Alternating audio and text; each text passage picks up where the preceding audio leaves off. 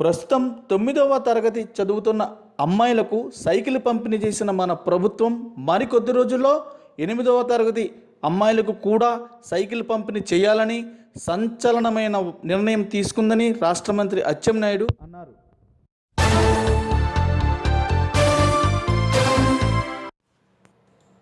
శ్రీకాకుళం జిల్లా పలాస నియోజకవర్గ వజ్రపు కొత్తూరు మండలం పలాస మున్సిపాలిటీలో పలు కార్యక్రమాలలో హాజరైన ఆయన వజ్రపు కొత్తూరు మత్స్యకారుల బీసీ గురుకుల పాఠశాల ప్రారంభించారు.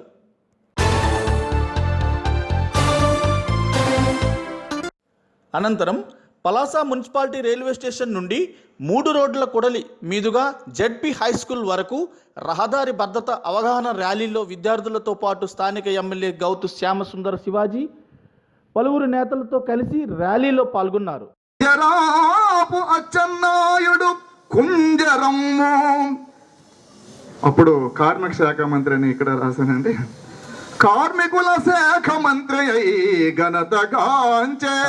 అనంతరం కాశీబుగ్గ జెడ్పీ హై స్కూల్లో బడి పిలుస్తుంది కార్యక్రమంలో భాగంగా 9వ తరగతి చదువుతున్న విద్యార్థినులకు ఉచితంగా సైకిల్ పంపిణీ చేశారు. ఎర్రంనాయుడు కూడా చదువుకొని కేంద్రానికి మంత్రి ఒక పేరు ప్రఖ్యాతులు తెచ్చుకున్న ఆయన కూడా ఒక గ్రామీణ పాఠశాలలోనే చదువుకున్నాడు. ఎలిమెంటరీ పాఠశాల, ఉన్నత పాఠశాల, హై స్కూల్.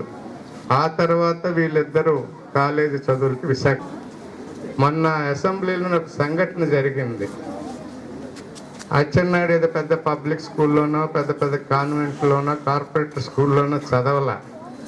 మన ప్రతిపక్ష నాయకుడు అచ్చెన్నాయుడు ఏదో మాట్లాడుతూ ఒక ఇంగ్లీష్ పదంలోని తప్పుని ఎంచాడు. ఇంగ్లీషే రాదు, నువ్వే మంత్రి అని. అవును, ఇంగ్లీష్ రాదు, అయినా నేను మంత్రిని. నువ్వు ఎందుకున్నావు? పెద్ద పెద్ద కాన్వెంట్లోని పబ్లిక్ స్కూల్లో చదివి విదేశాల్లో చదువుకొచ్చావు, నీకు ఇది లేదు, నాకు ఇది ఉన్నదని సమాధానం చెప్పాడు అసెంబ్లీలో. అది తార్కాణం. ఉన్నత పాఠశాల కాశీబుగ్గ. రాష్ట్ర ముఖ్యమంత్రి గారు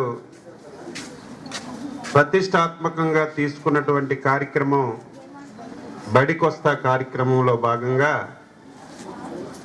9వ తరగతి చదువుకున్నటువంటి ఆడపిల్లలకి సైకిళ్ళు పంపిణీ చేసినటువంటి కార్యక్రమం. రాష్ట్ర ప్రభుత్వం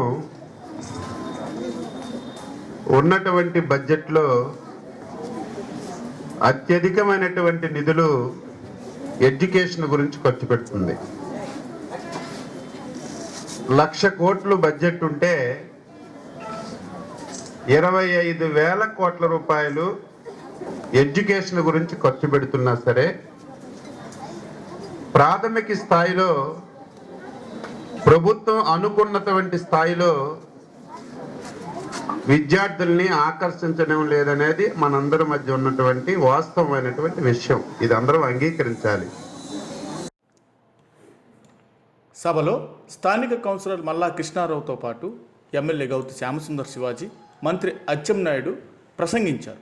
అనంతరం పలాస కాశీబుగ్గ ఆర్టీసీ కాంప్లెక్స్ను సందర్శించి అక్కడున్న సమస్యలపై దృష్టి సారించి త్వరలోనే వాటిని పరిష్కరిస్తామని తెలిపారు. అలాగే అక్కడున్న అధికారులకు ఆదేశాలు కూడా జారీ చేశారు.